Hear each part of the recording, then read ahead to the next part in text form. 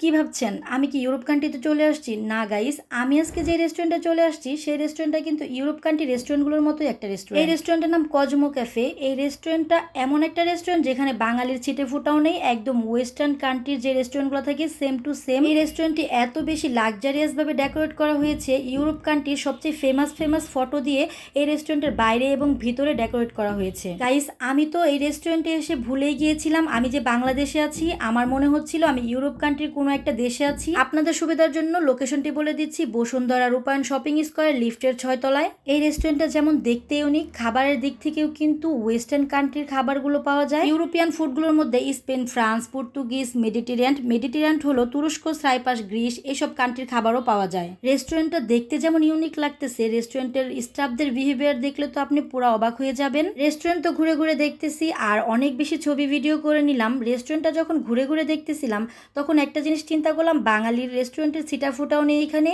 তবে গাইস, এমন একটা রেস্টুরেন্টে আসতে পেরে কিন্তু আমার অনেক বেশি ভালো লাগতেছিল আর মনে হচ্ছিল আমি মনে হয় কোনো একটা ইউরোপ কান্ট্রির দেশে রেস্টুরেন্টে চলে আসছি।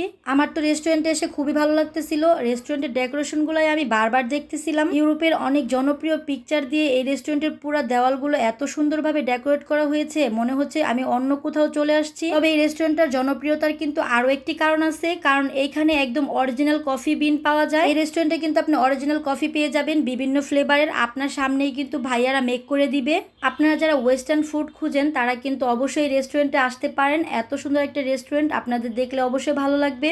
অনেক তো ঘোরাঘুরি করলাম, ঘোরাঘুরি শেষ করে আমরা কিন্তু খাবার অর্ডার করে দিয়েছিলাম। আমরা কিন্তু অর্ডার করেছিলাম কসমো ফ্রাইড কালামারি। এটা একটা সি ফুড। গাইস, খাবারটা দেখতে যেমন লোভনীয় লাগতেছিল, খেতেও তো অনেক বেশি মজা ছিল। তবে আজকে কিন্তু আমি ফার্স্ট টাইম এমন খাবার ট্রাই করেছি। আজকের ভিডিওটি কেমন লেগেছে অবশ্যই জানাবেন। সবাই ভালো থাকবেন, দেখা হয়ে যাবে নতুন কোনো ভিডিওতে। Thanks for watching my video.